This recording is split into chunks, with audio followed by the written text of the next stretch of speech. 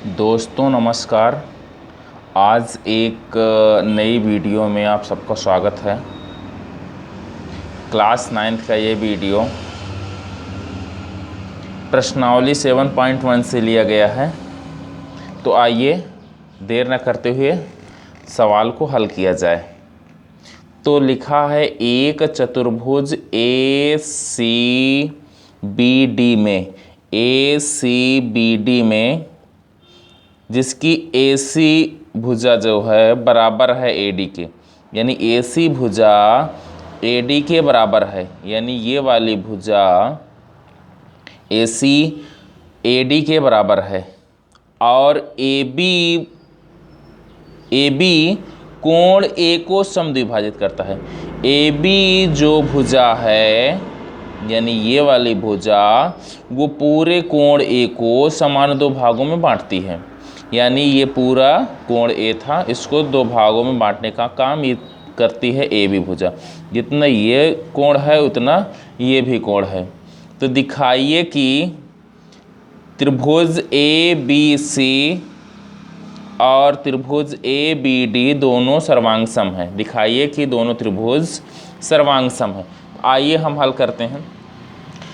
यदि दो त्रिभुज सर्वांग सम होते हैं तो उनके बीच की भुजाएं और जो भी एंगल्स होते हैं, जो भी कोण होते हैं, वो आपस में बराबर होते हैं। आइए हल करते हैं।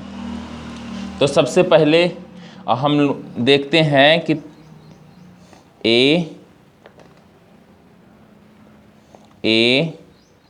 ACBD एक चतुर्भुज है, चतुर्भुज है।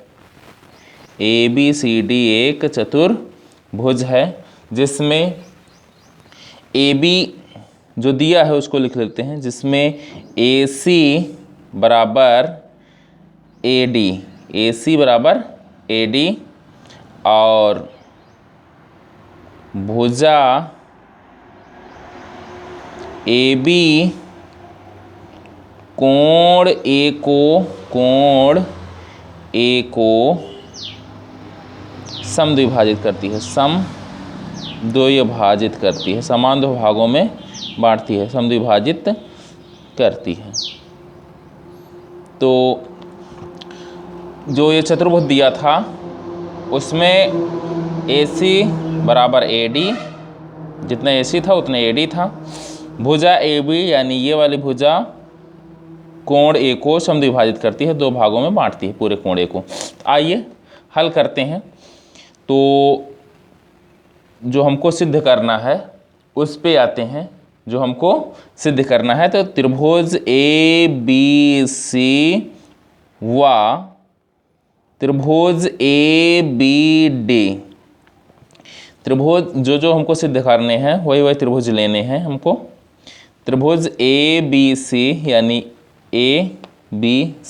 ये वाला त्रिभुज और ABD यानी ये वाला त्रिभुज, ये हमको क्या करने हैं? सर्वांग सम सिद्ध करने हैं। क्या करने हैं? सर्वांग सम सिद्ध करने हैं। तो दोनों त्रिभुजों को हमने लिया। अब देखिए दोनों चीज़ों में क्या चीज़ मिल रहा है। तीन चीज़ हमको मिलनी चाहिए, ठीक है। तो सबसे पहले इस वाले त्रिभुज में, ABC वाले त्रिभुज में AC भुजा बराबर है ABD वाले त्रिभुज के AD भुजा के। इसको दिया है, इसको दिया गया है। क्वेश्चन में आपके ये दिया गया है कि AC भुजा बराबर AD भुजा। जो AC भुजा है वो AD भुजा के बराबर है, दिया गया है। हमको इस वाले त्रिभुज में देखना है, ठीक, और इस वाले त्रिभुज में देखना है। दोनों त्रिभुजों में हमको देखने हैं। अच्छा, दूसरा चीज़ हमको क्या मिल रहा है? दूसरा चीज़ हमको मिल रहा है कि कोण CAB यानी ये वाला कोण बराबर है किसके? DAB के बराबर है। CAB यानी ये वाला कोण इस वाले त्रिभुज में डी ए बी के बराबर है। तो इसको हम जो भी चीज़ लिखो उसका कारण देना जरूरी होता है। तो इसमें लिखा है, कारण हम दे रहे हैं ए बी कोण ए का समद्विभाजक